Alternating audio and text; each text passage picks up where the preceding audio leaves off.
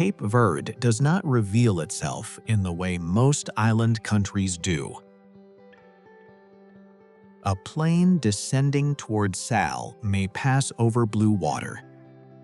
But the land below is not a forested paradise. It is pale, dry, and open, with salt, sand, stone, and wind shaping the first impression.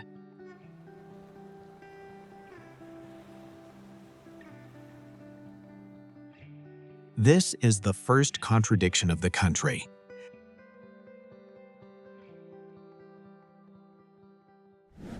Cabo Verde means green cape, yet many of its islands are brown, black, gold, and gray for much of the year. The name came from Cape Verde on the coast of Senegal, not from the archipelago itself. But the longer one looks, the more the name begins to make sense in another way. Here, life grew where nature gave little certainty. Fresh water was limited. Rain could fail. The sea connected the islands, but also kept them apart. Before the 15th century, there is no clear evidence of permanent settlement.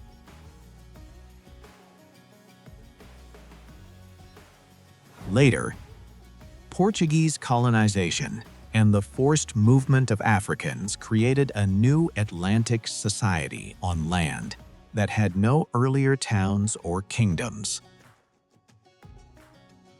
From that difficult beginning came Kriolu, Morna, Cachupa, Sodade, and Morabeza. These are not only cultural details, they are signs of how Cape Verdeans turned distance into identity and hardship into belonging.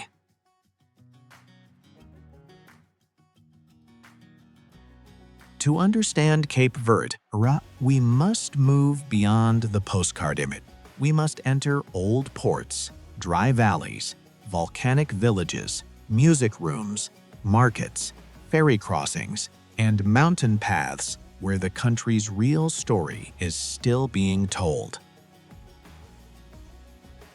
A small country, but its memory is larger than its maps, carried across the ocean.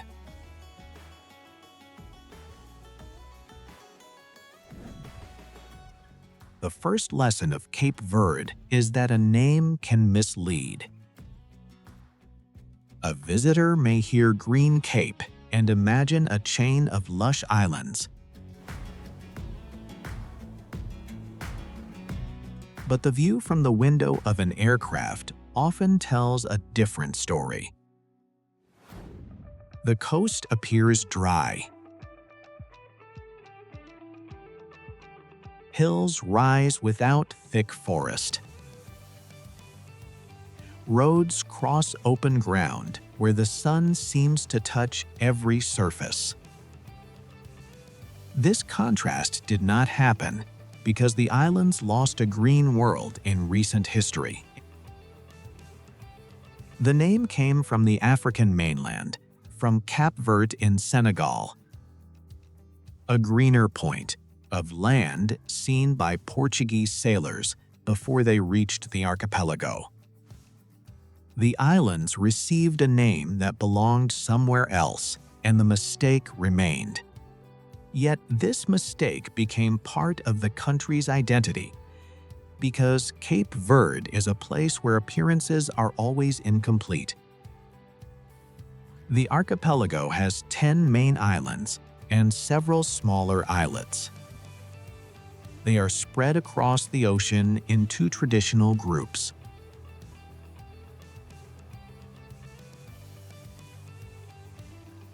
The northern islands are called Barlavento, or Windward. The southern islands are called Sotavento, or Leeward. These names are connected to the trade winds that cross the Atlantic and influence almost everything here. The islands do not form one simple landscape. Sal and Boa Vista are low, bright, and dry.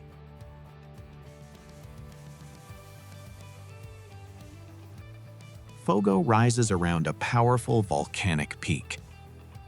Santiago is large and varied, with both the capital and older rural valleys. São Vicente is dry but urban and musical. Santo Antão is steep and green in places where clouds gather against the mountains. To move between them is not just to travel across water, but to enter different versions of the same country. In Cape Verde, wind is not only weather. It is a force that shapes coastlines, houses, roads, crops, and even the mood of travel. On some beaches, it pushes waves towards surfers and kitesurfers. In the interior of Boa Vista, it moves sand across the land. On the high islands, it carries moisture toward mountains and helps create green valleys. At other times, the wind brings dust from the Sahara. The sky becomes pale. Distant hills lose their clear shape. The air feels dry even though the ocean is everywhere. This dry haze reminds the islands that Africa is close, even when the mainland cannot be seen. It also reminds people that Cape Verde belongs to both the sea and the desert.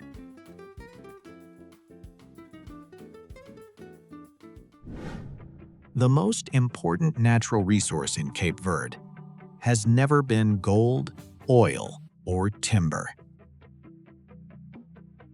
It has been fresh water. The ocean surrounds every island, but for most of history, drinkable water was difficult to find and difficult to protect. Communities depended on springs, wells, short rainy seasons, and careful storage. Some valleys could be planted, others remained too dry. When rain arrived at the right time, maize and beans could grow on slopes that had looked empty only weeks before.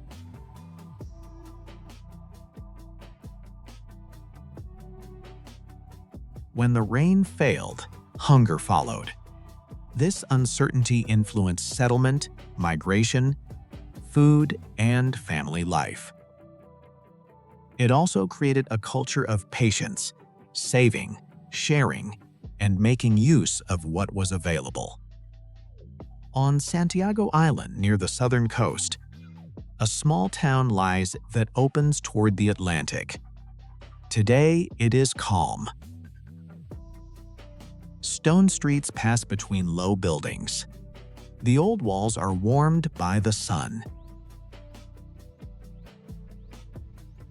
The sea is nearby, and the dry hills rise around the settlement. This place is Cidade Velha. It can look modest to a visitor, but its history is far larger than its size. Under its earlier name, Ribeira Grande, it became one of the first permanent European colonial towns in the tropics. It was a station for ships, a place of administration, a religious center, and later a symbol of the painful creation of an Atlantic world.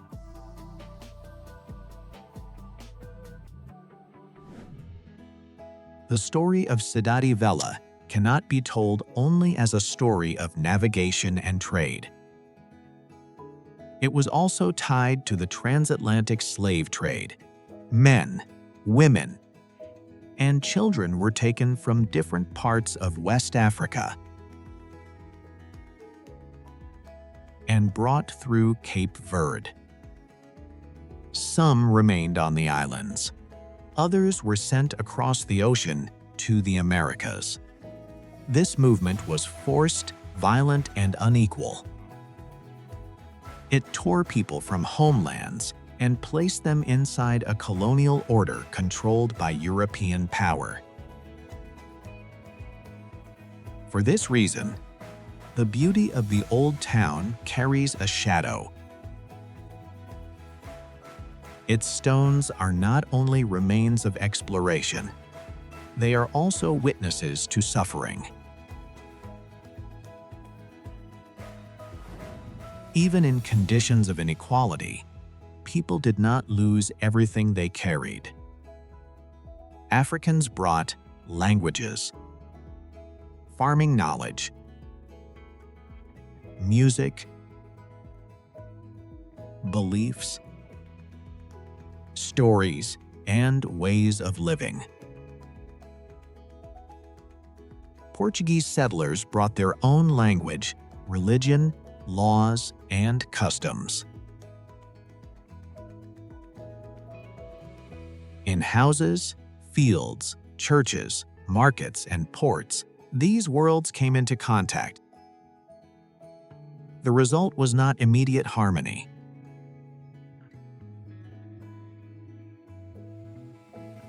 It was a slow and uneven process shaped by power, need, adaptation, and daily life.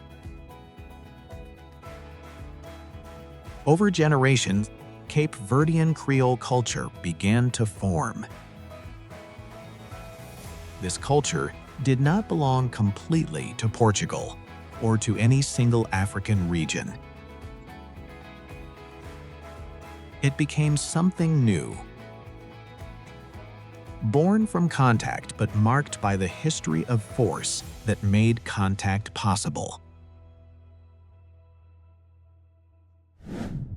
Kriolu became one of the strongest signs of this new identity. It developed from Portuguese and West African influences, but it became more than a tool for communication. It became the language of families, jokes, work, music, memory, and belonging. Different islands formed different varieties of Kriolu, and those differences still carry local pride. A voice from Santiago does not sound exactly like one from São Vicente or Santo Antão. The language shows how separate island communities shaped their own lives while still sharing a wider national culture. In a country with a history of movement, Kriolu became a kind of home people could carry with them.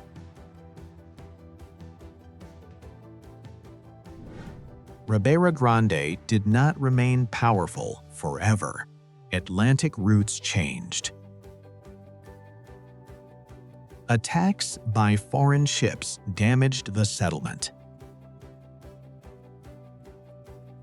Praia became more important as a political and administrative center.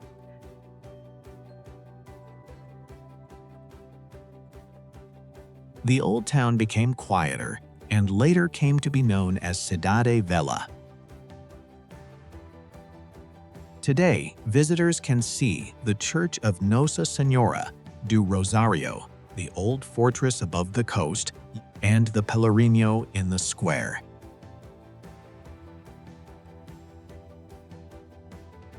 These places do not speak loudly, but they hold deep meaning.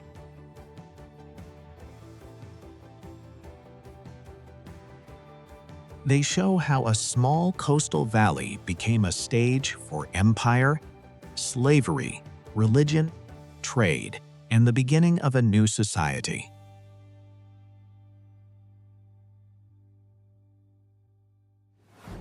After the height of the slave trade, Cape Verde faced long periods of hardship.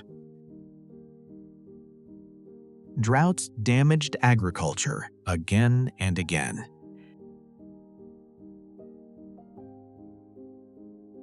famines in the 18th and 19th centuries caused great suffering. Many people died, and many others left. Cape Verdeans joined whaling ships, worked in ports, and moved to other parts of the Portuguese world. Communities later developed in the United States, especially in areas connected to the sea. Migration became more than a response to one crisis. It became a pattern of life. Families learned to survive by spreading across oceans while maintaining ties to the islands. In the 20th century, colonial rule was increasingly challenged. Amilcar Cabral became one of the most important voices in the struggle connected to Cape Verde and Guinea-Bissau. He believed independence required political freedom, cultural dignity, education, and the participation of ordinary people. Cabral was assassinated in 1983, but his ideas continued to influence the movement. On July 5, 1975, Cape Verde became independent.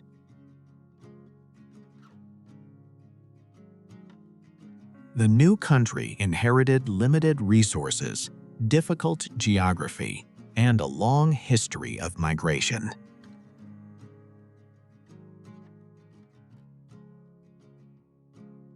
But it also inherited a strong sense of identity. The islands had been shaped by outside forces for centuries. Now Cape Verdeans faced the task of building a future by their own decisions.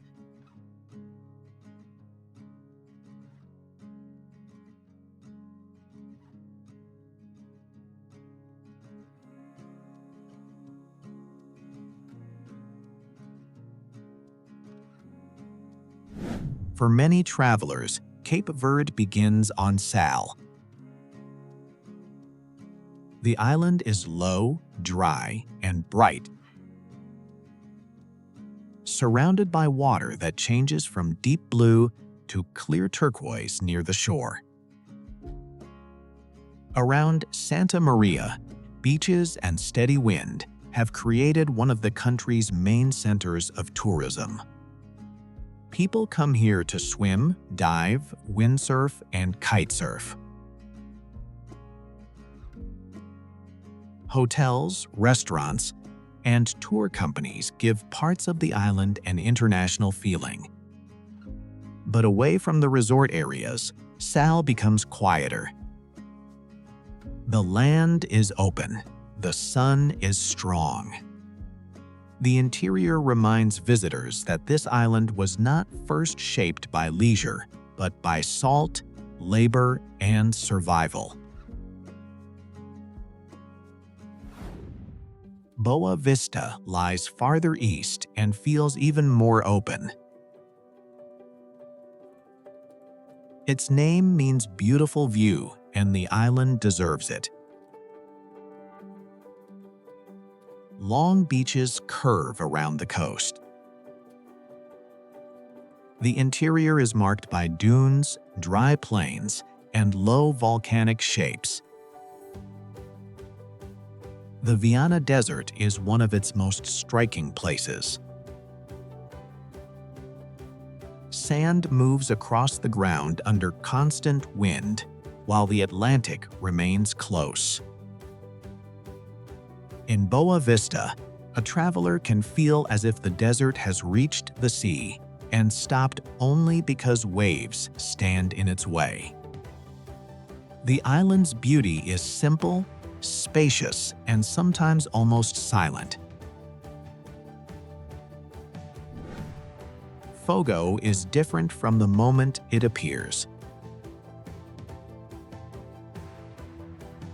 Its name means fire, and the island is dominated by Pico do Fogo, the highest mountain in Cape Verde.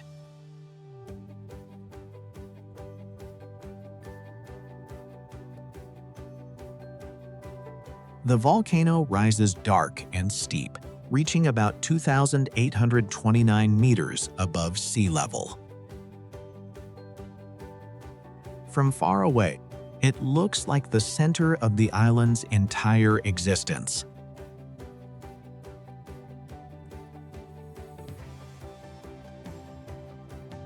Fogo is not a sleeping memory of ancient eruptions.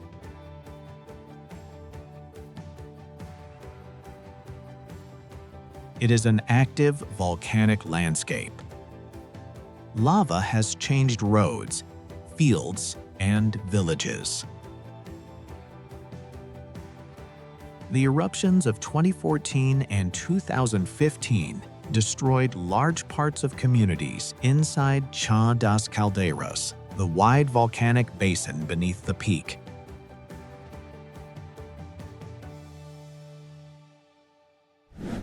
After destruction, many residents returned to Chá das Caldeiras.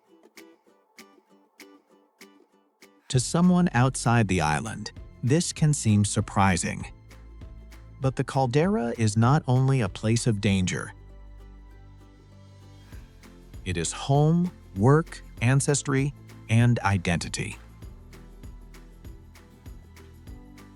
Volcanic soil supports grapes, coffee, fruit, and other crops. Low stone walls protect vines from strong wind. The black ground holds heat during the day, while the altitude brings cooler air at night. At sunrise, farmers move through the fields beneath the volcano.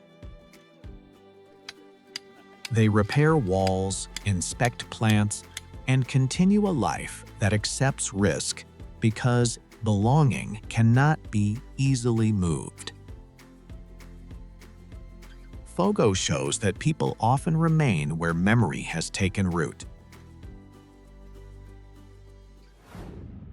Santiago is the largest island and the center of national life.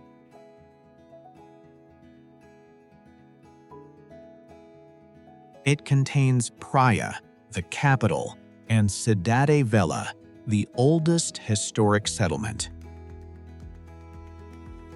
This makes Santiago both the administrative heart and one of the deepest historical landscapes in the country. Praia is busy, expanding, and practical. Government offices, universities, markets, transport routes, and the largest port are concentrated there. The city does not have the same quiet rhythm as smaller islands. It moves like a capital, crowded, uneven, full of opportunity, and full of pressure. Minibuses pass through traffic, vendors sell in the streets, and music escapes from cars and cafes. São Vicente is drier than many expect, but it has something that changed its destiny: Mindelo's natural harbor.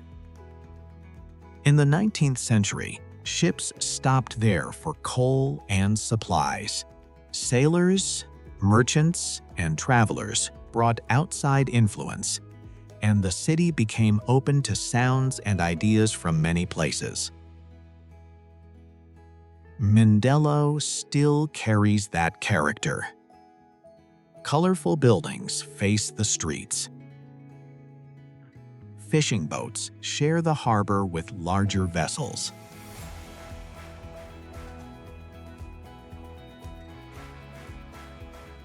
Cafes and bars look toward the water.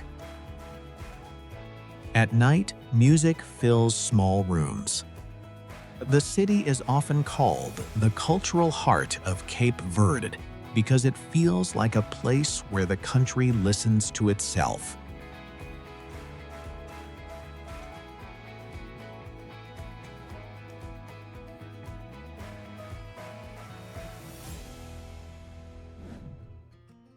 Mindelo is also famous for carnival. Before the main celebration, groups prepare costumes, rehearse music, and build floats.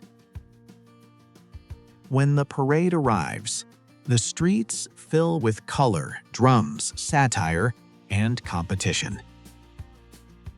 Carnival shows another side of Cape Verdean culture. It is not only nostalgic or gentle. It can be loud, playful, political, and full of public pride. São Vicente may be dry in climate, but its cultural life is rich. The harbor brought the world in, and the city turned those influences into something local. In Mindelo, Cape Verde is not only seen in landscape, it is heard in performance. From Mindelo, a ferry crosses to Santo Antao. The journey is short, but the landscape changes quickly. High cliffs rise above the port, and roads climb into mountains cut by deep valleys. Santo Antão is the island that most strongly challenges the idea that Cape Verde is only dry. On the northern and northeastern slopes, moist winds create green areas of sugarcane, banana trees, and terraced farms. Clouds move between ridges. Villages sit above deep valleys. For travelers who arrived first on Sal or Boa Vista, Santo Antão can feel like another country hidden inside the same archipelago. The beauty of Santo Antão is not only for visitors. Its paths and terraces are part of daily work. Farmers walk to fields on steep slopes. Children move between settlements. Goods are carried where vehicles cannot easily pass. The old road through Cova and down toward Ribeira Grande, Powell, and Ponta do Sol has become popular with hikers, but it was never created only for tourism. It belongs to people who built life in difficult mountain conditions. Landslides can block roads. Farming provides limited income. Many young people still leave. Santo Antão is green, but it is not easy. The smaller and quieter islands complete the picture.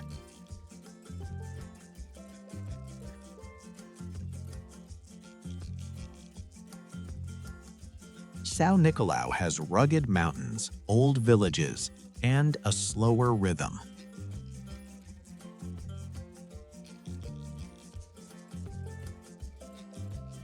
Maio has dry plains, long beaches, salt pans, and a feeling of space.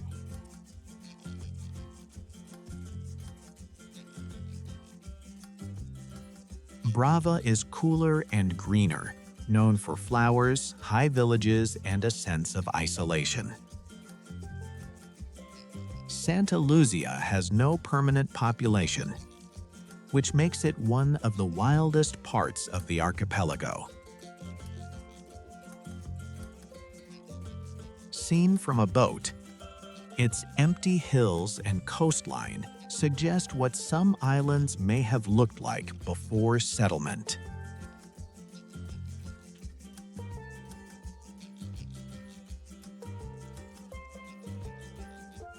These islands receive less attention, but they help show the full range of Cape Verde's landscapes and ways of life.